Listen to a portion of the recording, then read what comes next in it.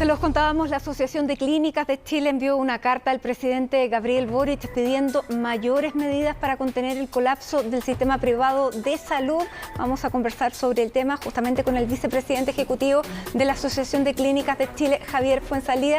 Javier, gracias por acompañarnos. Muy buenas tardes. No, gracias a ti, Matite, por la invitación. La verdad que es un tema tremendamente álgido y por eso agradezco mucho que me hayas invitado. Exactamente. Bueno, esta carta que va dirigida al presidente tiene la firma el doctor Greve y también suya.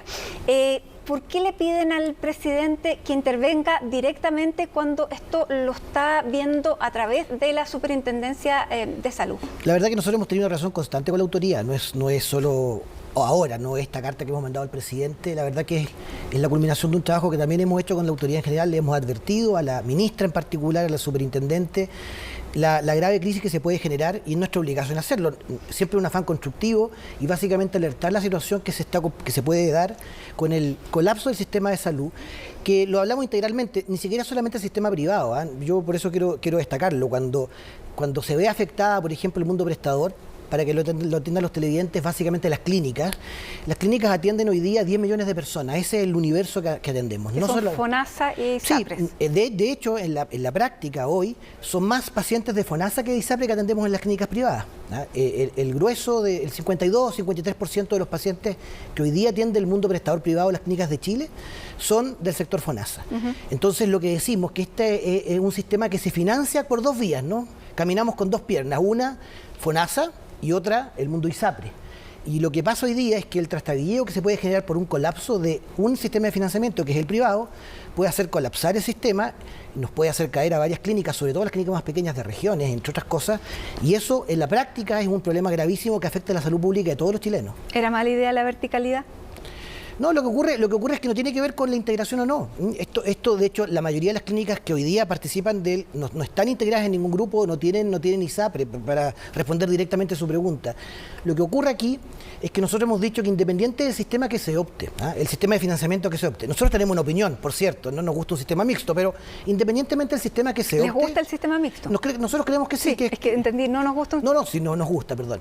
Pero independientemente del sistema que se opte, sea un seguro único o no, lo correcto está que hoy día, con las reglas actuales que tenemos dos sistemas de financiamiento. Y en ese contexto, si un financiamiento se complejiza como se está ocurriendo, donde hoy nos deben una cifra que es bastante importante, ¿no? 570.000 millones de pesos es la cifra acumulada de la deuda del sistema ISAPRE. ¿Qué tienen con las clínicas? Con las clínicas, con nosotros, los prestadores nos deben una cantidad de plata realmente impresionante, ¿no?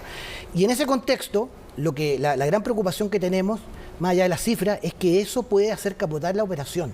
Bueno, ya hay una parte que está teniendo problemas, que da la voz de alerta, que es precisamente la clínica Indisa, que informó a los afiliados de Cruz Blanca que no iba a reembolsar directamente, sino que ellos tendrían que ir a reembolsar a la ISAPRE. Ya, esa es la primera que hemos conocido públicamente. Hay varias más, tenemos eso es lo que le quiero preguntar. ¿Cuáles otras están en Hay estas algunas otras condiciones? clínicas. La verdad que todavía son señales aisladas en general, todavía, porque ciertamente si uno suma la cantidad de convenios multiplicado por la cantidad de clínicas que hay, son 300 y tantos convenios, ¿no? Y hay 3 o 4 que están en discusión hoy día. Pero lo cierto, como bien dice usted, es que hay una luz de alerta ahí.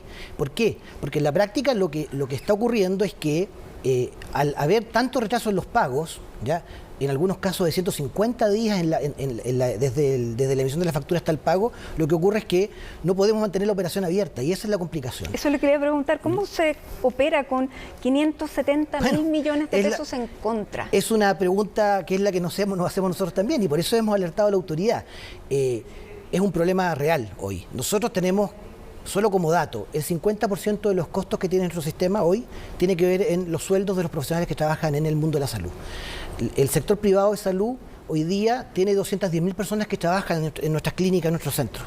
210.000 personas, es un número importante. El 50% del costo nuestro tiene que ver con sueldos, con remuneraciones. Entonces usted comprenderá que con ese nivel de deuda ciertamente se complejiza todo porque nosotros tenemos que responder mes a mes, evidentemente, y eso obliga a que mantengamos la operación con esto. Esto, la verdad que lo que más nos complica, muchas veces se centra en la discusión. Incluso hay una imagen arquetípica, y perdona que yo se lo diga así, ¿no? Cuando se habla del mundo prestador privado de las clínicas, se piensa siempre en las clínicas del sector alto. Y la verdad que es cierto, esas clínicas son parte del gremio, importante, pero lo cierto es que en Santiago mismo las clínicas nuestras están distribuidas en toda la región. Y es más, perdemos la mirada que regionalmente nuestra acción es tremendamente fundamental. En las regiones normalmente ocurre que hay un hospital público y una clínica privada que trabajan mancomunadamente, una complementariedad que es indispensable hacer ahí. La evidencia más clara y nítida fue la pandemia.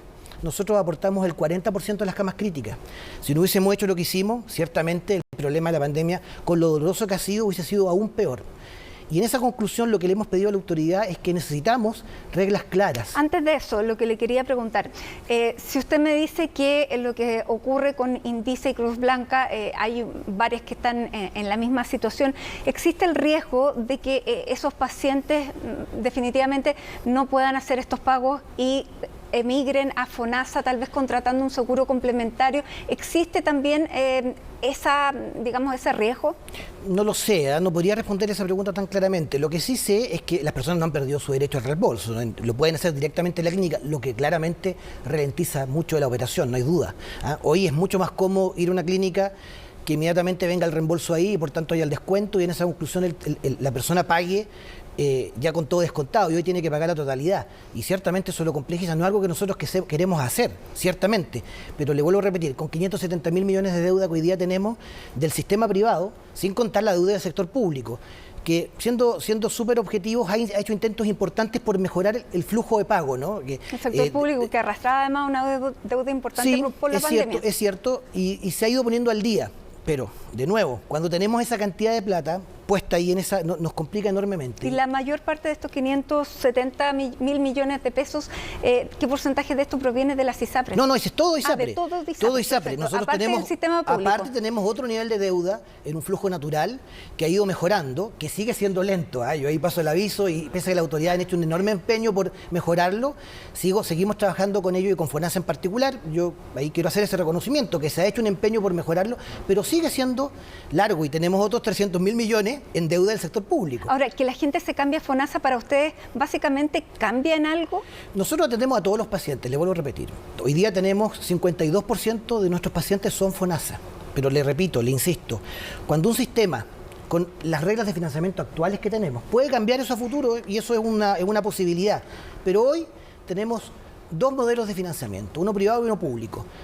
Eso genera una base con la cual nosotros respondemos a todos los pacientes, a todos, públicos o privados, independientemente del sistema de seguro que tenga. Y eso es lo que hoy día está en juego y es lo que nosotros hemos alertado a la autoridad y le hemos pedido al presidente que efectivamente ayude a que esto se resuelva lo más rápidamente posible, básicamente porque lo que nosotros necesitamos son certezas, ¿no? Ya, ¿y cuál sería una solución la solución que ustedes esperan de la autoridad? ¿Qué sería una solución para ustedes? Mire, porque ayer escuchábamos al doctor Víctor Torres que decía no vamos a dejar caer al sistema, seríamos locos, pero nos imaginamos que también para ustedes hay un tema de plazos que es importante conocer. Los plazos son súper importantes porque hoy día está ocurriendo que este nivel de deuda se acumula, alargamos los plazos de pago y lo cierto es que el tiempo máximo posible de este dictamen es, entiendo, a junio, ¿no? Bueno, de hecho el superintendente dice que antes de junio van a tener la respuesta. Nosotros necesitamos y lo que pedimos es que esto sea lo más rápido posible para tener certeza. Eso es básicamente.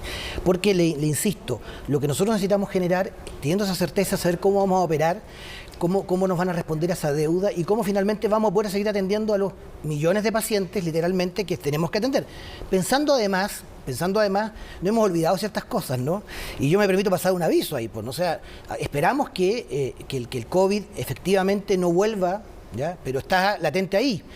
Bueno, de hecho, las hospitalizaciones por COVID del día de hoy han crecido enormemente. A eso voy, ¿no? Nosotros tenemos esas cifras, nos afecta de la misma forma. Y también va a venir un invierno complejo y tenemos que estar preparados para eso. Nosotros trabajamos muy integradamente, muy mancomunadamente en una complementariedad muy virtuosa con el mundo público.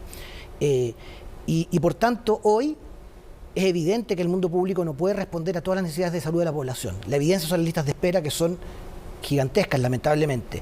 Nosotros ayudamos a una parte importante a resolver aquello, pero de vuelta, y perdonen quizás la majadería o lo reiterado del punto, es que lo que necesitamos es esa certeza para poder responder económicamente a las propias conclusiones que debemos resolver. Ahora, ¿cuál es la certeza que ustedes necesitan? ¿Que el Estado, el gobierno diga qué?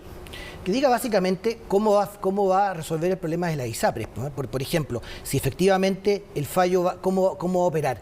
Es largo de explicar ahí, escapa incluso a mi propia condición, pero lo que nosotros necesitamos saber es que esa resolución sea pronta, y con esa resolución tener claridad que cualquier decisión que se tome puede afectar y colapsar un modelo de financiamiento que, insisto, nos rebota a nosotros, ¿no? Pero ustedes prefieren que se le dé viabilidad al actual sistema o que se dé una certeza cualquiera sea el sistema. Nosotros queremos que haya cualquier camino que se debe tomar, debe ser un camino que tiene que tener un tránsito adecuado, ¿ya? Y cualquier decisión que se tome rápida, con rapidez pese a la solución, pero digo que haga un cambio radical en muy poco tiempo, lo que va a generar siempre es un estrés al sistema y un cambio que en la práctica va a terminar redundando en un hipotético colapso. Entonces decimos, básicamente aquí cualquier decisión que se tome debe dar largueza en la definición, no puede ser de un día para otro. Y nuestra impresión es que hoy día, si no se toman medidas urgentes, puede parecer contraproducente lo que estoy diciendo, pero digo, si no se toman medidas urgentes para resolver aquello, puede ser que cualquier cambio sea demasiado rápido y ese cambio rápido nos va a afectar finalmente a los prestadores. Ahora, nos imaginamos que las clínicas todas tienen situaciones distintas, pero Sí. ¿hay clínicas que estén ya al borde de la quiebra, Sí, por ejemplo? tenemos varias clínicas muy complicadas, ¿no? O sea, de hecho, en clínicas regionales. En regiones es cierto que hay clínicas, nosotros tenemos un abanico muy amplio, ¿no? Hay clínicas que sus principales pacientes son del sector ISAPRE, que son la minoría. Tenemos clínicas que tienen mitad y mitad, y tenemos clínicas que tienen principalmente pacientes FONASA. En regiones, de hecho, el número es mayor de FONASA que ISAPRE. Sin embargo, el sistema de financiamiento es tan feble y está tan mancomunado que la caída de una afecta directamente a la otra. Entonces, en la medida de que estas clínicas son más pequeñas, efectivamente, tienen menos espalda financiera para poder responder a su operación diaria. Y esa operación diaria va a redundar que efectivamente puedan tener un colapso o caigan. Y no es ser agorero, no es lo que nosotros queremos. Nosotros necesitamos que hoy día la red sanitaria no sobra ninguno, de hecho faltan manos para poder responder aquello. ¿Cuánto pueden aguantar las que están en las peores condiciones? Porque el superintendente habla de antes de junio, pero antes de junio puede ser el 30 de mayo. Mire, nosotros tenemos un problema real. Yo no me atrevería a dar un número porque además hay condiciones que son bien celosas todas las clínicas, usted lo comprenderá. Nosotros aglutinamos al gremio, pero ciertamente cuando usted extiende plazos de pago a medio año, ¿ya? Y tiene que pagar mensualmente sueldos, por ejemplo, donde tiene la mitad de su costo es la operación con sueldos, comprenderá que es un cálculo matemático sencillo, el problema que genera la inmediatez de la operación. Y eso nos complica mucho. Por eso también, junto con el llamado a resolver pronto lo que ocurra con las ISAPRES, también hemos pedido que el gobierno tome acciones muy concretas, que algunas se están haciendo, ciertamente. Por eso yo le partí reconociendo aquello con FONASA, que es el otro asegurador, de agilizar pagos, de poder hacerlo lo más rápidamente posible, de ir poniéndose al día en las deudas que se tiene, porque todo eso hoy día es necesario para poder enfrentar el problema que estamos teniendo. Ahora, ustedes lo que necesitan es un sistema que le dé financiamiento a la gente, a pagar exactamente las prestaciones. Si eso viniera de un seguro público, ¿a ustedes les es indiferente o no? Mire, nosotros tenemos hemos definido como sector que nos gusta un sistema mixto, básicamente porque asegura la libertad de elección. Pero de nuevo, es una discusión que va mucho más allá de lo que nosotros opinemos, ¿no? La gran definición que sí nosotros hemos dado es que lo que necesitamos es un sistema que sea certero, ¿no? Que dé seguridad y que permita finalmente mantener la operación actual que hoy día es necesaria. ¿Ya? Ciertamente le emití el juicio. Nosotros como gremio nos gusta un sistema mixto, que debe ser reformado, no hay duda de aquello, pero sea cual sea, que dé esas certezas para poder responder a la necesidad que hoy día tenemos. Bueno, vamos a ver entonces qué es lo que ocurre dentro de los próximos días, si ustedes tienen una respuesta directa por parte del presidente a esa carta, porque ustedes se han reunido, ¿hasta qué nivel de autoridad han llegado? Porque lo que hemos visto que las mesas que se han visto a raíz de lo que se ha llamado el supremazo ha sido del Ministerio, la Superintendencia con ISAPRES, pero ustedes como gremio de clínicas... Nosotros somos un actor bien importante, lo hemos hecho ver a la autoridad y la ministra lo ha reconocido así, ¿no? Nos ha dicho que ciertamente nosotros debemos ser parte integral porque somos los afectados al final de el cambio de modelo, del hipotético cambio o como este se dé. La verdad que lo que nosotros esperamos con este llamado es más bien de alertar a la autoridad del problema real. Finalmente, y con esto quiero decirlo muy claramente, cuando uno habla de cifras muchas veces pierde la noción de lo que hay detrás. Acá hay millones de personas que están esperando, nosotros atendemos 10 millones de personas al año en distintos tipos de prestaciones. Y vuelvo a repetir el mismo ejemplo, en la pandemia fue lo más nítido de todo, ¿no? Esa es la evidencia que nuestra complementariedad es fundamental.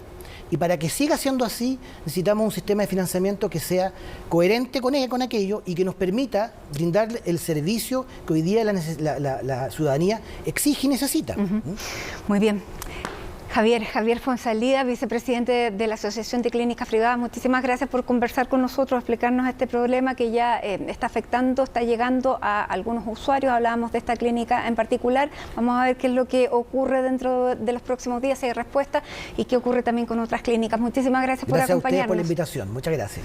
Vamos a una pausa en Hoy es Noticia, ya estamos de regreso. No se vaya.